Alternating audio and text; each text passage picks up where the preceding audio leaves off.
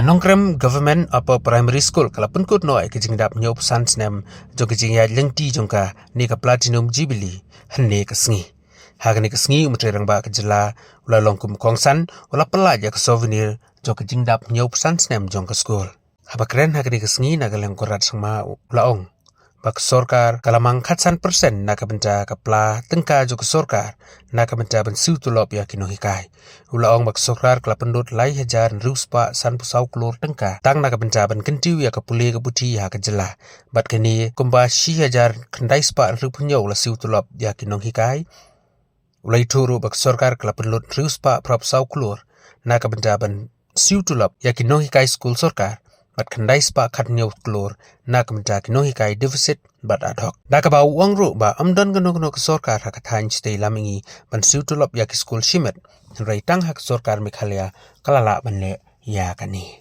hagni ski ka principal jong ka school kala ai ka memorandum sha ucm bat karpat ban kentiu no ya ka school upper primary shak secondary school. Since the day I was elected to the Meghalaya Legislative Assembly, right from 2003. Of course, today I no longer serve as the elected representative of this constituency, but my heart is there for the people of the constituency till today. That is the reason why I am present myself here. The school organization, the school committee, I would like to express my sincere thanks during the COVID pandemic. We have been walking hand in hand and we have used the school as one of the quarantine center during those past 2 years. I have noticed something very special, that this school is the mirror of the entire Kairim Simship. I should say that. The first school ever constructed here at Himay Kairim, and later different schools started coming up in different localities. With you being here today, I would request you, because quietly, hidingly, I have noticed something which the schools needed urgently with their demands. Yes, I may not be able to say at this moment, but I would like to hear from you, sir, since you have come here with us. Kindly look into the problems faced by our schools here in Nongkrem. I would like to express once again my sincere thanks to you, sir, that under your guidance and able leadership, you have sanctioned under my constituency 5 numbers of new school building during my period of time as MLA, and all the schools have been completed, including one of the schools here at Nongkrem LP School. Today's program is a first of its kind. During my tenure, I remember a late J.D. Rambai, the former Chief Minister of our state.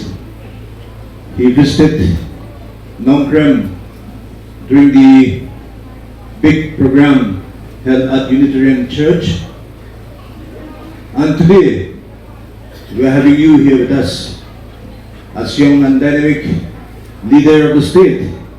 We look forward that, and we have also witnessed the activities that was taking place, the infrastructure. You talk about developing the schools, and yesterday in the cabinet, I think you have come up with something else. That is the biggest mission mode that you're going to implement in the near future in our state. Pihak ni Kapur, na sobrang penpaw, yung gajing ay kublay biyang sa sisiyan. Ang mission ni Kapur, na mga Kapur kating wakam kong san, mga yos ngaw, na umentri rang ba, jungi, yung ba, yung ba, umentri rang ba, budang-budang budang banong, kating Kapur, ano yung nasyukwa banong, ba, what? Nada, ngamsim na lang siyo, pumunta umangilam, ujongpi, handray tutip, ba kamansin, ba kajingatid lang, kadanrahem, ba kadanggil, hadu kinikisi. Namar kanongkrem ngasin, bagladay kayin baar jama. Nongkrem is my second home, sir. The love that I've given, it will never forfeit as long as I live in this world. Kulay doon, doon kaku, yung school managing committee, yung headmistress, kung marwin. Nakipok, yung bago ng laban ay kajing secretary, kapabaha, naman ta, kalaway, jong, ikuan, kikiti, kijong fi. I kulay ng mas ng baro. This wonderful program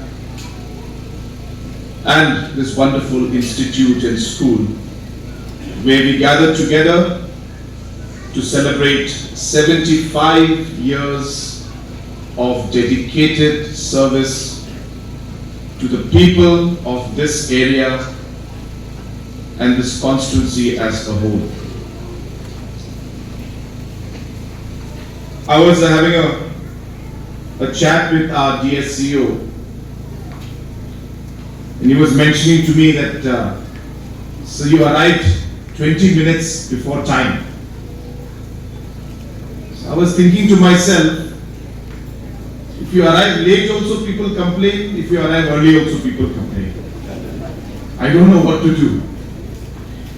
But then I realized in politics that is what happens. You do something also people complain, if you don't do something also then people complain.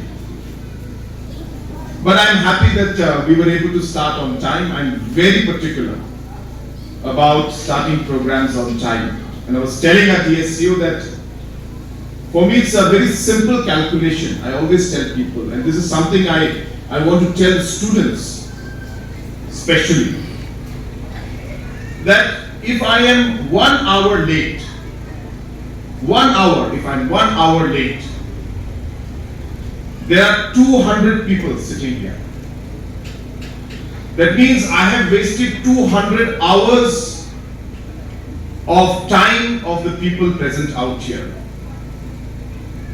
That's almost close to 8 days we have lost by me being late by just 1 hour. Time is the greatest resource that we have. And I hope our children will remember this. That time is the most precious resource you have because it will never ever come back. Maintain your discipline. Always be on time. Because it's not just about you, it is about the precious time of others that you could be wasting. Friends, I take this opportunity to congratulate the Nongkrem Government Upper Primary School for completing 75 years.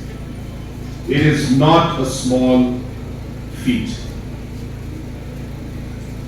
I congratulate the past principals, headmistress, headmasters, the past teachers, the past pupils, students who have been part of the journey of this beautiful school. How it started and where it is today. And I'm sure a vision has been set for where it should go in the days to come. So once again, I congratulate all the stakeholders who have made the Nongkrem Government Upper Primary School what it is today. Many, many congratulations to all of you, and may God continue to bless each and every one of you, and may God continue to bless the Phnom Penh Government Upper Primary School. As a government, we make many investments. The last 7.5 years of our government has seen multiple investments being made in road sector, multiple investments in the education sector. This building behind us is just one of the 2,000 plus buildings that we have constructed. Schools were neglected in the past. I'm not blaming anyone. I'm stating facts. Schools were neglected in the past, but in the last 7.5 years, we have invested in school buildings. We have invested in tourism sector by creating different homestays, by creating different areas where tourism could be promoted. Our traditional areas, our cultural areas, some which were very meaningful to us but been neglected for years, our government invested in those areas in tourism. We have invested in sports. Just another example of the artificial turf which will be inaugurating after this program. And like this, artificial turfs and stadiums all over the state have been invested. But apart from all these investments, our government believes, and I, as the head of the government, believe that the greatest investment for us is the investment in human capital. The investment we make in human development. All of the other investments will mean nothing. I repeat, all of the investments we make will mean nothing if our human resource investment and we are not able to develop the human capital in our state. And that is the greatest investment that we can make and we should make. Meghalaya government today spends 15% of its budget on education alone. That amounts to 3,654 crores we spend on education every year, means last year's budget, or rather this year's budget, I'm sorry. And of course this budget will increase as we go along. So this year itself, 3,654 crores has been spent on education.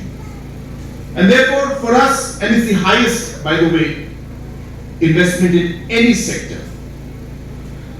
So this is an example of what we mean by focusing and giving importance to human capital, to human development, to focusing on our youth, investing in our youth, ensuring that every single youth of our state gets the kind of attention and importance and nurturing that he or she deserves to get, so that they become responsible, productive, and disciplined citizens of our state and of our country. That is the kind of investment we want to make, to see those kind of citizens coming up, because that is what is going to make our state and our country special. Out of the 3,654 crores, we spend almost 1,967 on salary of teachers alone. Government teachers, we spend 684 crores every year. Ad hoc and deficit teachers put together, that is grant and aid, we spend 917 crores in salaries to different deficit and ad hoc teachers. And let me share this with you. No other state in the Northeast supports private schools through grant and aid the way our state government supports. Not to compare, but Nagaland, there are no schools, private schools, that get granted aid from government. Mizoram, less than 50 schools. Manipur, less than 100 schools. Arunachal, less than 100 schools. But Meghalaya government supports close to 4,000 schools that are privately owned, but government gives granted aid through ad hoc as well as through deficit amounting to 970 crores every year. SSAs, we spend 366 crores every year. So the investment and the money, the budget that is required for education, we are spending.